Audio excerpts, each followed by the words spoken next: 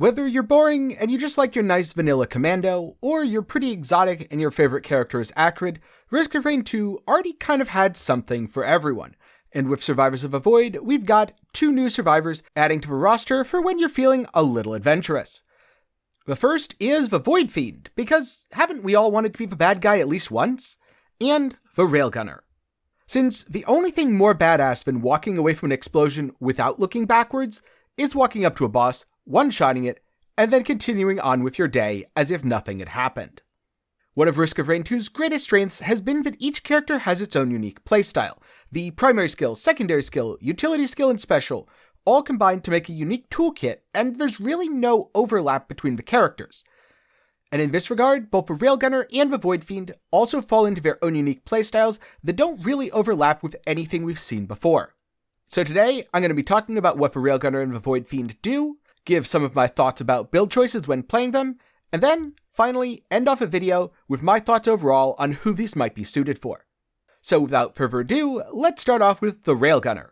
By default, the Railgunner cannot deal critical strikes due to her magnetic accelerator.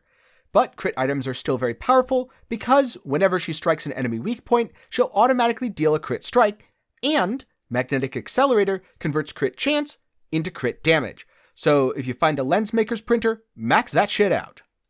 Her primary ability is the XQR Smart Round system, which allows you to fire at nearby enemies with pretty good accuracy even if your aim sucks. The bullets have homing, so highly mobile or small targets are no problem, but the XQR Smart Rounds aren't very damaging by themselves, so if you don't have a lot of on-hits to proc, then maybe you'll want to use some of her other abilities. Personally, I find the Smart Rounds are very effective at dealing with aerial enemies like wisps and pests, since you don't have to stand still and line up your shot so much. But if I'm dealing with a boss, I'm definitely not going to be taking them down using Smart Rounds. Instead, I'm probably going to be using something like her default secondary, the M99 Sniper. This activates a long-range scope, allowing you to target weak points to deal critical damage. Your weapon transforms into a piercing railgun with a massive 1000% base damage. Keep in mind though, while that is a big number, the railgun is pretty slow to fire and you will have to reload after every shot. The reload minigame is kind of a little bit like what you went through in Gears of War. A perfect reload will give you bonus damage. Attack speed makes it easier to reload and will let you reload a little bit faster. While on the other hand, backup mag means you can fire multiple times before you have to reload. The M99 Sniper is great for dealing with enemies from a distance, but it can be a little bit of a problem to be sitting scoped in when you're not paying attention to things spawning around you, as the wrong combo, especially if fire's involved, means you're going to get burned and that might be the end of your run. Alternatively, you could go for the HH44 Marksman. The HH44 Marksman is a shorter range scope that only deals about 400% weapon damage and doesn't pierce through enemies. However, it has the advantage of being a rapid fire weapon. You can kind of just hold the button down, or you can line up your shots and pop them off as fast as you can line them up. Personally, I find the HH44 a little bit awkward. While I like the damage, and while I like being able to take multiple shots without having to make sure everything's perfect, I also find the shape of a weak point makes it a little bit harder to hit on certain enemies.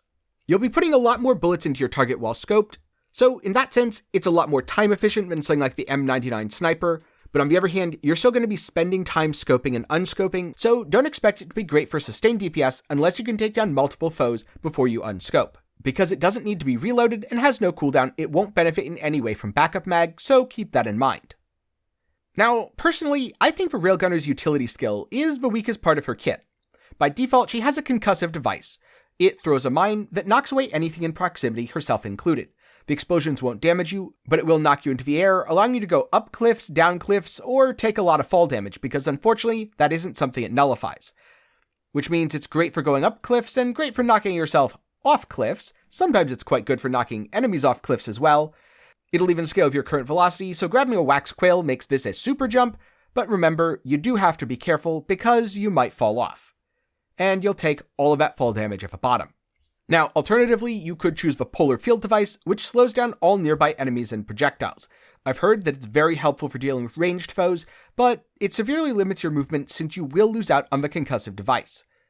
Personally, I haven't unlocked it yet, so I haven't played with it to be sure, but I suspect if you're taking this, you want to get Hopo Feather or Wax Quail as soon as possible. Next up, we've got the Railgun Special, and let's be honest, if you're not using the Railgunner Special, you're probably not playing Railgunner. You'd be better off sticking with Hunters like the can't-aim scrub that you truly are.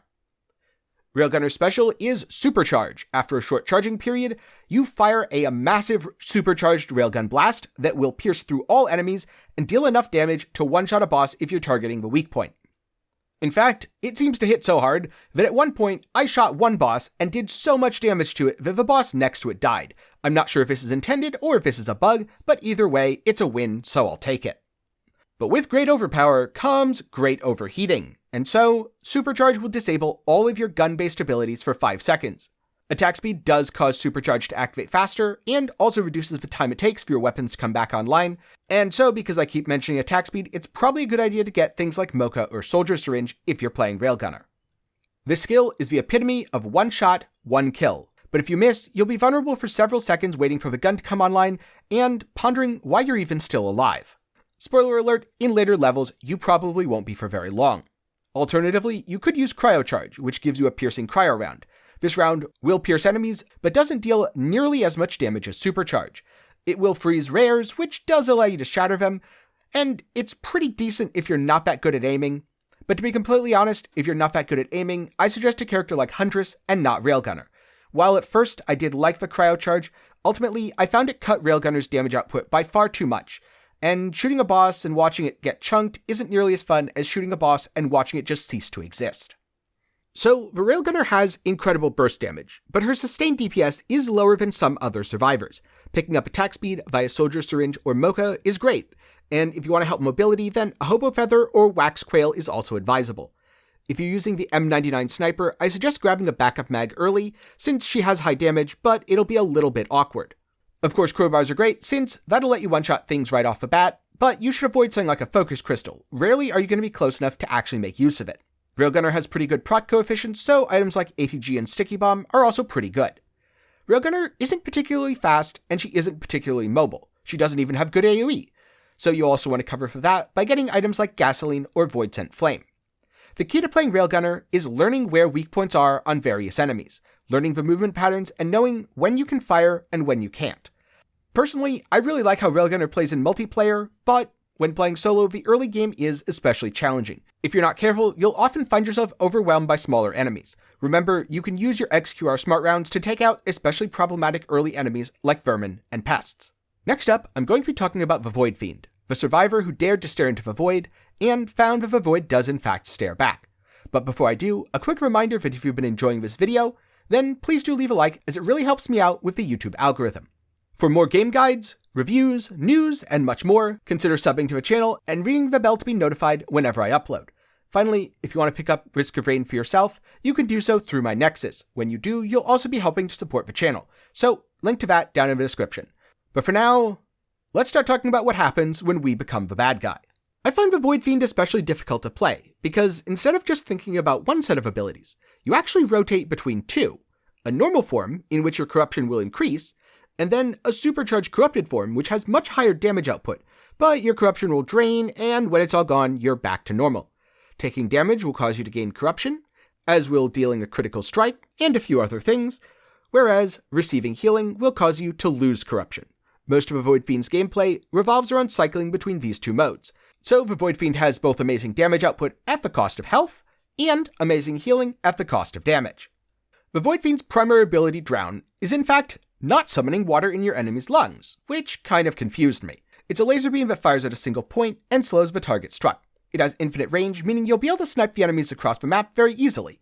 I've always found Drown to be very effective for dealing with a lot of aerial enemies, or anything that's so dangerous that I don't want to get anywhere near it like a Malachite. On the other hand, in Corrupted form, Corrupted Drown is a short-range channeled beam. It ticks very quickly, and despite having a lower proc coefficient, is still very good for inflicting mass debuffs and completely melting bosses. Corrupted Drown will continue to deal damage if you hold down left click, so if you've ever played a Disintegration Wizard in Diablo, well, it's pretty much the same thing. But do be warned, the range is a lot shorter than you might think, so there's often going to be annoying flying enemies that are just out of reach and taunting you over it. Personally, I find it most effective to try to time my Corrupted form for right when a boss or elite spawns, since I know I can absolutely obliterate them with Corrupted Drown, and the regular Drown is pretty good in between. For both versions of the ability, attack speed and anything that procs are quite nice, but if you plan on staying in the Corrupted form as long as possible, I also recommend getting something like Tri-Tip Dagger or a little bit of crit chance. The Void Fiend's secondary skill, Flood, fires a sphere of plasma that deals damage to the enemy. The skill hits quite hard, especially given the 4-second cooldown. However, you could also charge the sphere, turning it into a larger AoE explosion. This will deal massive damage to nearby enemies and send you flying backwards. So if you want to get creative and you have enough cooldowns of Flood, you can start to fly, or at the very least, fall with style. In fact, you can do it so well that you'll loop yourself all the way through the top of a map and take fall damage as if you fell off the side. While the charge form does have good area and hits pretty hard, I find it to be very awkward most of the time. It's great if you're charging it out of combat, but in the fight, it's better to use it as a quick-fire skill, at least from my experiences. On the other hand, Corrupted Flood doesn't need to be charged, and while it is a little bit of a lob skill, so it's not quite as easy to aim at a distance, it does the full damage as if you had charged it, but without the time cost. So it's a lot better for dealing large amounts of damage in a short duration and dealing with grouped enemies. Beware, it does still knock you back, so watch your positioning and don't stand with your back to a cliff. Also, your cooldowns will reset when you enter Corrupted form, so take advantage of this to fire off a Flood right before you transform and a Corrupted Flood right after. The Void Fiend's utility skills are both movement skills. Trespass gives you invulnerability while active, cleansing all debuffs, which is very good against any sort of enemy like a Malachite, and allowing you to travel forward in an upward arc. It's very good for going up small walls and can be used to negate fall damage. Personally, I also find it very handy for getting out of tricky situations since it does have iframes. Corrupted Trespass, on the other hand, will give you significant forward momentum, but very little vertical momentum. You're still invulnerable, but for a shorter duration, which means a lot of the time I find myself preferring the uncorrupted Trespass to the corrupted one, as I find the longer iframes a little bit more helpful when I'm trying to blink something like a Jellyfish Explosion. But overall, both are pretty good move skills. They do still have an invulnerability window, and they'll remove all debuffs on you, so you don't even need Ben's Raincoat. The Void Fiend's special ability Suppress allows you to consume 25% of corruption to heal yourself for 25% of your maximum health. Since you gain corruption from being damaged, you can often use this to bump your health back up right after you got hit by something. Keep in mind though, you won't be doing that much damage while healing since the normal form isn't nearly as effective as the corrupted form. Rejuvenation Rack is especially helpful here as it will allow you to spend 25% corruption for 50% health. So if you happen to get that, or if you're in a multiplayer game, be sure to call dibs. Also, the more corrupted items that you have, the faster you gain corruption, so if you want to spam heals, try to grab a few corrupted items as well. On the other hand, Corrupted Suppress works the opposite way. You sacrifice 25% of your health to gain 25% corruption. It starts with 2 charges and will not recharge while you're in the corrupted form, effectively giving the form a time limit. This will allow you to extend the time where you're able to do high damage, but you have to do something to manage the fact that you're losing health. And remember, whenever you take healing, you will be losing corruption, which will cause you to exit the form faster. But if you're able to maintain it at the right time, you can put out some absolutely disgusting damage.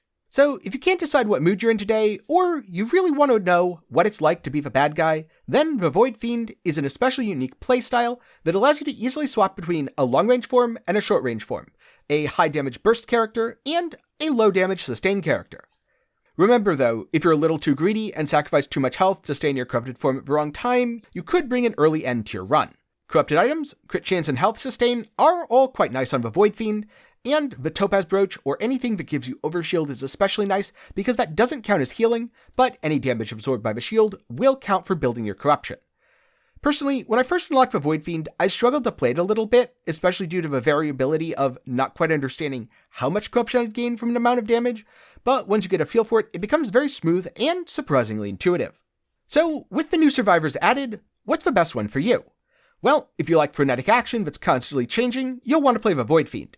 You've got that high damage, close range burst where you can absolutely obliterate bosses, or any scary threat, or the much safer, longer range, but overall, lower DPS, normal form. Couple this with a cleanse that makes some of the most dangerous enemies in the game a lot more forgiving, and pretty decent movement, you'll always have something to do and you'll be able to easily get where you're trying to go. On the other hand, if you like to sit back, take out a boss from halfway across the map, or you dream about landing that perfect shot and ending the fight right there, then Railgunner cannot be beaten, especially if you like seeing absolutely massive damage numbers. Each character offers its own challenges to master, and personally I still prefer Mercenary or Huntress, but I'm very happy to see the expansion to Risk of Rain 2's roster. But what about you? Do you prefer the Void Fiend, Railgunner, or maybe someone else entirely? Let me know your favorite survivor down in the comments below. Thank you for watching. If you have any questions, be sure to put them down in the comments below, or join the Discord, where you can ask questions, get build help, and hang out with the community. A special thanks to my patrons and YouTube channel members. They're awesome, and they get to show it by having their name on screen in the credits of all my videos. So if you want to see your name here, be sure to check the link in the description. You can also help support me by purchasing Steam games through my Nexus. And if you want a water bottle or a cool shirt, I have a link to my official merch shop in the description. I hope you learned something today, and I hope to see you again sometime soon.